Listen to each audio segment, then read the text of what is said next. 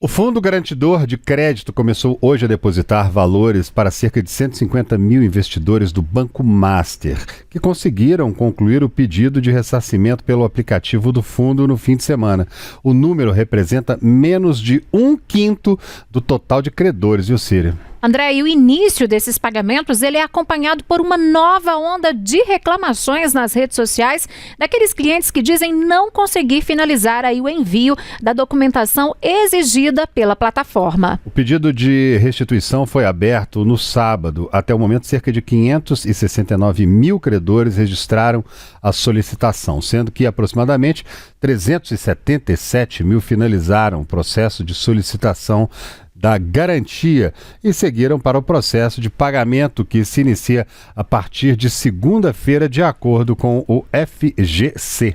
No total, cerca de 800 mil clientes devem ser ressarcidos em uma operação que envolve mais de 40 bilhões de reais e é considerada a maior já realizada pelo fundo. Desde o anúncio da liberação dos pagamentos, diversos investidores compartilharam nas redes sociais como X dificuldades em solicitar a garantia. A liberação do pagamento da garantia é feita para investidores que mantinham CDBs, certificados de depósito bancário, ou recursos em conta corrente no Banco Master, liquidado em 18 de novembro do ano passado, por uma decisão do Banco Central.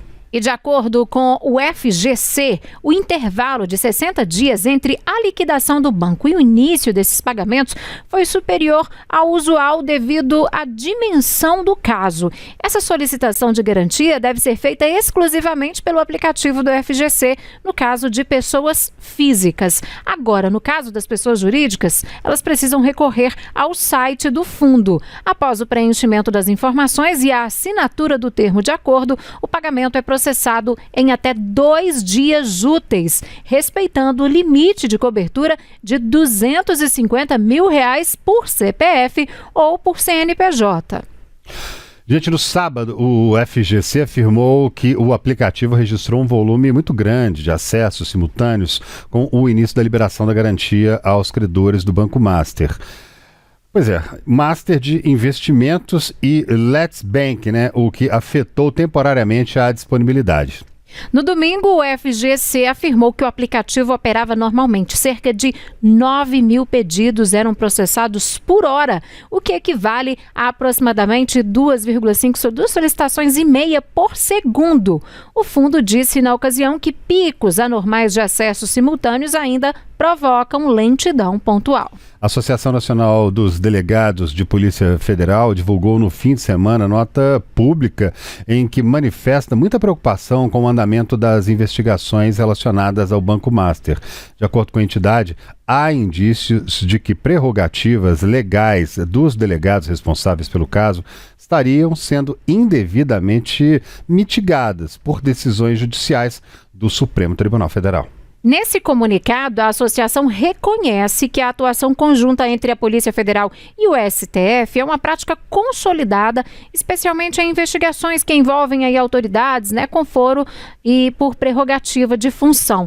E a entidade destaca que essa interação institucional produziu resultados relevantes ao longo dos anos, mas ressalta, no entanto, que esses êxitos sempre dependeram do respeito às atribuições constitucionais de cada órgão. De acordo com a associação, compete aos ministros do STF o exercício da jurisdição constitucional, enquanto aos delegados cabe a condução técnica das investigações criminais, conforme previsto na Constituição.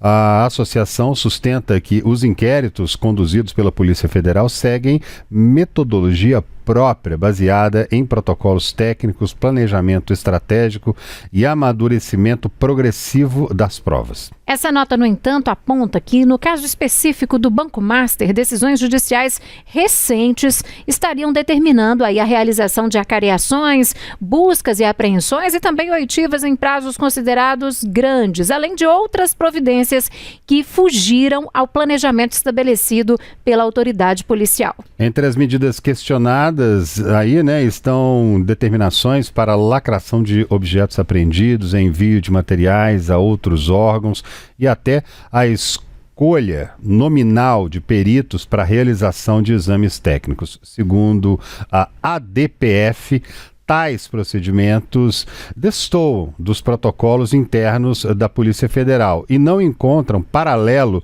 nem mesmo na rotina administrativa da instituição. Bom, e no final desse documento, a ADPF, que é a Associação da Polícia Federal, defende aí o restabelecimento de uma relação institucional harmônica entre Polícia Federal e o Supremo Tribunal Federal, com respeito às competências legais de cada órgão. A entidade afirma também esperar que a cooperação seja retomada com a mais breve possível necessária, com a brevidade necessária e dentro dos limites do ordenamento jurídico.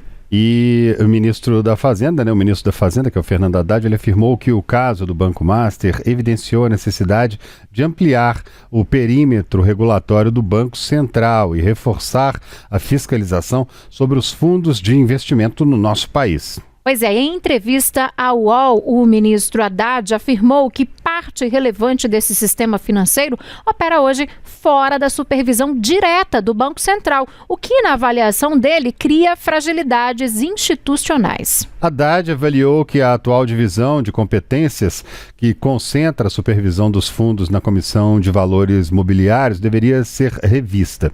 Ele defendeu ainda que a fiscalização e a regulação fiquem concentradas em um único órgão.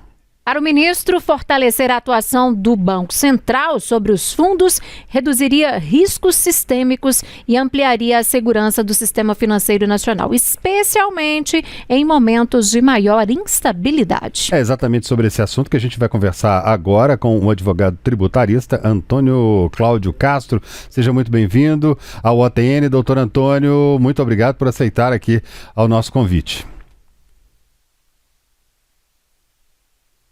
Eu acho que está sem áudio ali ainda, não sei se é por lá ou por aqui. Vamos dar uma testada, deixa eu ver se é por aí. É por aqui, Vitor? Será? Não, acho que não, acho que é por lá, né? Pois é, vamos tentar aqui. Enquanto isso, a gente vai tocando aqui. Pois é, vamos. O advogado tributarista Antônio Cláudio Castro, que está com a gente, daqui a pouquinho ele vai entrar. A gente está com um probleminha assim que o pessoal avisar, a gente chama ele. A Lara Alves, de Brasília, direto para falar com a gente aqui, porque a Lara tem informações sobre esse caso do Banco Master aí, né, Lara? Acabou de mandar aqui no Zap, eu tô com uma informação importante aí, hein, Lara? Conta pra gente, Boa Lara. noite para você, né? Agora eu que vou te dar boa noite aqui. Boa noite, André. Exatamente. Olha só, durante o dia eu estive apurando algumas informações e, na verdade, repercussões do caso do Banco Master no Congresso Nacional. Vocês vão se lembrar, o Congresso ainda está no período de recesso legislativo. A primeira sessão do ano, que é aquela sessão conjunta presidida pelo presidente do Congresso Nacional, o senador Davi Alcolumbre, está marcada para o dia 2, mas já existem algumas movimentações de parlamentares mirando justamente a questão do Banco Master. A mais recente delas foi do senador Renan Calheiros, do MDB de Alagoas. Ele é presidente da Comissão de Assuntos Econômicos do Senado e, no final da semana passada, ele assinou uma instrução normativa criando um grupo de trabalho com 6 senadores que são de base, centrão e oposição para acompanhar, monitorar, fiscalizar as investigações que estão acontecendo em torno da questão do Banco Master. Então, esse grupo de trabalho vai atuar ali diretamente com o Banco Central, Supremo Tribunal Federal, Tribunal de Contas da União e Polícia Federal, de olho na fiscalização dessa investigação. E por que o senador Renan Calheiros optou pela criação desse grupo de trabalho? Ele falou que existem algumas relações muito tensionadas neste momento em relação ao Banco Master. Aí a gente tem, por exemplo, a atuação do ministro Jonathan de Jesus no Tribunal de Contas da União, também a atuação do ministro Toffoli no STF. Então ele quer exatamente que esses senadores estejam de olho, estejam em cima dessa investigação. Mas esse não é o único movimento que acontece no Congresso Nacional e que terá desdobramentos nos próximos meses, agora quando a gente voltar desse período de férias dos parlamentares. O primeiro ponto é que desde o ano passado, o deputado Rodrigo Hollenberg, que foi governador aqui do Distrito Federal, ele já coletava assinaturas para uma comissão parlamentar de inquérito, uma CPI do Banco Master, na Câmara dos Deputados. Ele alcançou esse número mínimo de assinaturas e vai apresentar esse requerimento de criação dessa CPI ao presidente da Câmara dos Deputados, o deputado Hugo Mota, do Republicanos da Paraíba. Bom, a gente tem então essa CPI na Câmara dos Deputados, que pode vir a ser instalada, mas é uma situação um pouco mais difícil, porque na Câmara existe uma fila de CPIs que ainda não foram instaladas. Então essa, como surge com um fato novo, ela vai para o final da fila. O Hollenberg propôs essa comissão ainda no ano passado, quando estavam muito preliminares as investigações na Operação Compliance Zero da Polícia Federal. Então, naquele momento, o escopo dessa CPI era justamente a negociação do BRB, que é o Banco de Brasília, com o Banco Master. Mas esse escopo acabou sendo ampliado pelos novos desdobramentos, pelas novas fases da operação e das investigações. Além disso, existe uma movimentação, também um desejo de uma CPI do Banco Master no Senado Federal. Ali no Senado a situação já é um pouco mais tranquila, porque não existe essa fila de CPIs para serem instaladas. Então é um pouco mais fácil e existe ainda um desejo de uma comissão parlamentar mista, ou seja, envolvendo parlamentares do Senado e também da Câmara dos Deputados. Para além disso, uma outra faceta da questão do Banco Master no Congresso Nacional é na CPMI do INSS. Os parlamentares, principalmente ali o relator, que é o deputado Alfredo Gaspar, do União Brasil de Alagoas, têm feito movimentações e eles querem acesso aos dados bancários, ao sigilo telefônico de Daniel Vorcaro, que é o sócio proprietário do Banco Master e é a principal figura nessas investigações, nessa articulação e nessa possível fraude que pode chegar até os 20 bilhões de reais. Então, existem várias frentes de atuação no Congresso Nacional já mirando essa questão do Banco Master neste primeiro semestre. E aí, só para lembrar, esse ano é um ano eleitoral, então a gente deve ter um movimento de atividades concentradas ali no Congresso até mais ou menos o mês de junho, que logo em seguida entra o recesso legislativo e a partir de agosto os parlamentares voltam suas atenções para suas bases para garantir uma reeleição ou eleição de seus aliados. Então, neste momento, a gente deve ter uma intensificação nesses processos na Câmara dos Deputados e no Senado envolvendo a questão do Banco Master. Tá certo, Lara Alves, muito obrigada pelas atualizações sobre esse caso aí envolvendo o Banco Master. E agora vamos restabelecer contato com o advogado Antônio Cláudio, né? Antônio, que sempre participa aqui conosco, estava com um probleminha no áudio agora, vamos ver se está tudo ok. Boa noite, nos ouve bem por aí? Boa noite, Síria. Boa noite, André. Estou ouvindo bem, sim. Agora sim, agora tudo certo. Bom, para começar a nossa conversa, lá no início do jornal a gente trouxe aqui alguns dados, alguns números, né, sobre esses pagamentos, sobre esses ressarcimentos do Banco Master. Esse volume de pagamentos do FGC, no caso, né, que é considerado o maior da história do fundo, já era algo esperado do ponto de vista jurídico e financeiro, doutor?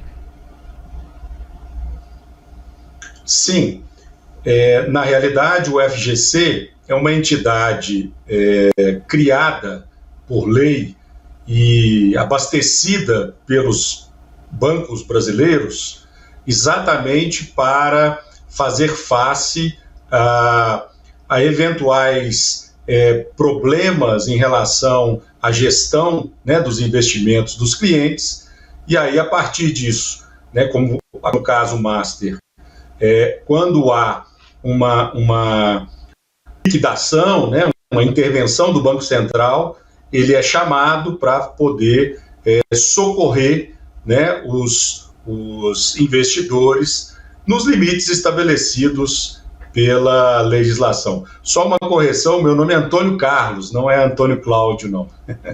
Ah, tudo bem, desculpe aqui, eu acho que eu que escrevi errado aqui. Correção já. Sem problemas. Vamos lá, Antônio Cláudio. Agora, em relação aos principais desafios jurídicos aí desse caso, né?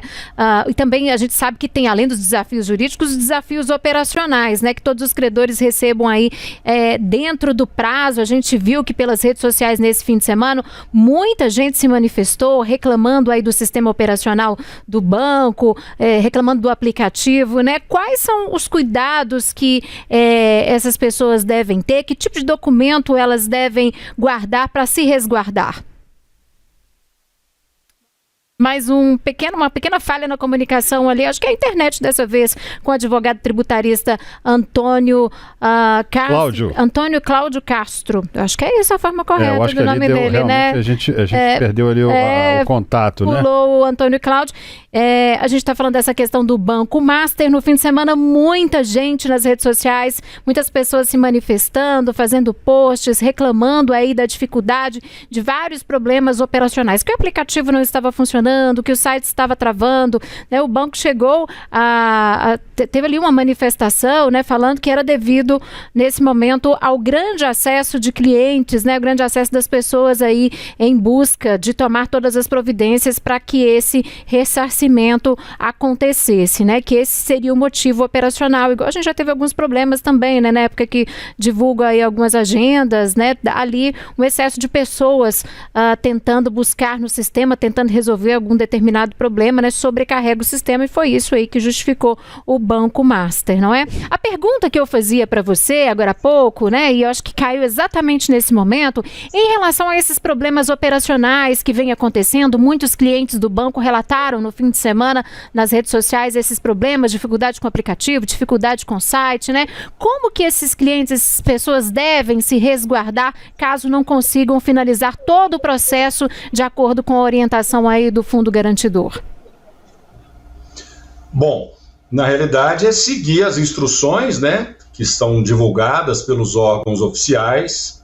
Há uma facilidade muito grande de realização do cadastro e apresentação das informações e documentos para o ressarcimento, mas se ainda assim, né, por mais que o ambiente eletrônico esteja congestionado, tem que ter um pouco de paciência. Mas se ainda assim, após todas essas tratativas, ter algum tipo de problema, aí a orientação é procurar um profissional, um advogado, né, para poder tomar as medidas administrativas ou até mesmo judiciais cabíveis. Aí a gente tem também aqui uma dúvida que é a seguinte, né, que é o FGC, ele disponibiliza aí 9 milhões, né, 9 mil pedidos por hora, né? É muita coisa que a gente sabe que tá acontecendo, mas, de certa forma, essas pessoas vão ter, naturalmente, um prazo estendido, precisam ter um prazo estendido para conseguir, né? Não há necessidade de uma correria nesse momento, ou há? Não há necessidade. O problema é que, desde a determinação da liquidação, o valor dos investidores está sem correção. Então, essa corrida é mais por conta do interesse, né, de salvaguardar o patrimônio que está parado, né, de quem teve aí seus investimentos bloqueados, do que efetivamente um risco de perda do direito, né? Na realidade, o direito vai ser resguardado, independentemente da pessoa conseguir já fazer o cadastro imediatamente ou daqui a alguns dias. Isso não vai influenciar em nada, não. Pois é, e a gente falava agora há pouco dessa limitação também. Eu queria saber como é que funciona essa limitação de 250 mil por CPF ou por CNPJ. E o que acontece com os valores que, caso excedem aí esse limite, hein? Excelente pergunta, Síria. Na realidade, o Fundo Garantidor, ele serve como uma medida de proteção de investidores em caso de falência de bancos. A falência dos bancos, ela é diferente das falências de uma empresa comum, né? Numa empresa comum, a falência ela é tratada numa vara judicial, que é a vara de falência, e o juiz vai nomear um administrador, e aí os débitos da empresa falida serão honrados de acordo com uma ordem legal. No caso de banco, ao invés de um processo falimentar, o que nós temos é uma liquidação e uma intervenção do Banco Central.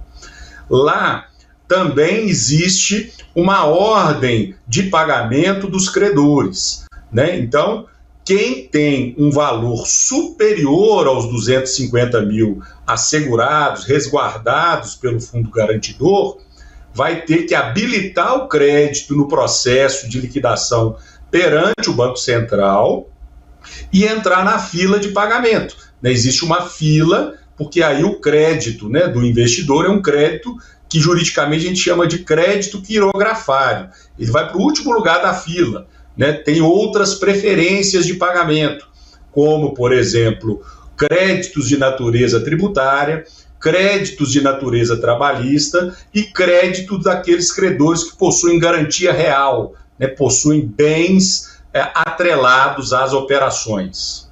Agora, ô Antônio, conta pra gente aqui, quais são os erros mais comuns e facilmente evitáveis que o investidor está pensando em fazer ali, que ele pode cometer, hein? Eu acho que existe no mercado financeiro um portfólio muito grande de oportunidades, né? Quando o ganho é muito relevante, a gente tem que duvidar um pouco, né? Na realidade, se a média do mercado é 105%, 110% do CDI, né? Um banco oferecer 140% do CDI a título de investimento, isso tem uma certa desconfiança. Além disso, averiguar, né, buscar informações mesmo, né, do mercado, existem as empresas de rating, né, monitorar aí as informações das operações das instituições financeiras das quais o investidor procura para a realização dos seus investimentos. Agora, Antônio, a gente está vendo toda essa polêmica envolvendo Polícia Federal, Supremo Tribunal Federal. Na sua avaliação, como que se estabelece aí, né, essa separação de competências entre Polícia Federal e o Supremo em casos envolvendo autoridades com foro privilegiado, hein? Bom, a definição das competências, ela parte da própria Constituição. E a partir da definição da Constituição, você tem uma série de normas que regulamentam as competências de cada órgão, né? No caso, entre Polícia Federal e Supremo Tribunal Federal, o que nós temos é que a Polícia Federal ela é a autoridade investigativa, né? Ela tem prerrogativa de polícia judiciária e toda a competência investigativa.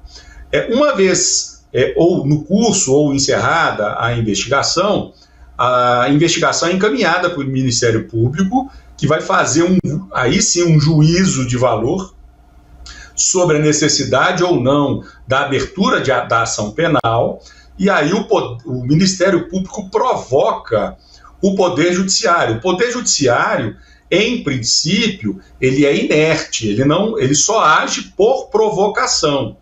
Agora, como o inquérito e o procedimento em curso está sob sigilo, fica difícil da gente fazer um juízo, né, de uma análise sobre se há ou não um atropelo de competências, sobretudo pelo ministro Dias Toffoli, em relação à decretação de sigilos e condução das investigações. Agora, hoje o ministro da Fazenda, Fernando Haddad, ele deu uma entrevista falando aí da necessidade do Banco Central ampliar a supervisão sobre fundos de investimento, né? Quais seriam os efeitos práticos na sua avaliação dessa mudança aí para o mercado, hein, Antônio Carlos? Os efeitos práticos são muitos, porque os fundos de investimento, eles não têm personalidade jurídica, né? Eles são oferecidos pelos players, né? Por aqueles que têm autorização da CVM para atuarem como operadores de captação, né, de valores para realização de investimentos. E aí há uma regulamentação, né, dentro da esfera da CVM, porque isso aí se trata, né, a existência de títulos, né, de negócios financeiros, ela está dentro da esfera da CVM. O Banco Central, ele cuida de instituições financeiras, bancárias, e ele tem uma estrutura burocrática, administrativa diferente da CVM, com premissas e valores diferentes. Eu acho que o próprio mercado vai enxergar isso como uma certa resistência, né, porque talvez isso fira um pouco a dinâmica, né, a velocidade das negociações realizadas nesses fundos, né, de maneira a talvez até prejudicar um pouco esse mercado. Então a gente tem que analisar essas questões de maneira muito tranquila, né, de modo a questão da segurança do investidor não ser substituída por um aparato burocrático que inviabilize um mercado que é muito promissor, né, um mercado que nós estamos falando aí de um mercado que opera algo em torno de R$1 trilhão por ano. Tá certo, Antônio Carlos Castro, advogado tributarista. Antônio, mais uma vez, muitíssimo obrigada, viu, por atender o nosso chamado, pela sua disponibilidade em estar aqui no Tempo News de hoje, conversando com a gente sobre essa situação envolvendo o Banco Master. Uma excelente noite para você e espero que até uma próxima e que seja breve. Uma boa noite, agradeço e fico sempre à disposição para a gente poder esclarecer os ouvintes aí desse jornal tão prestigiado.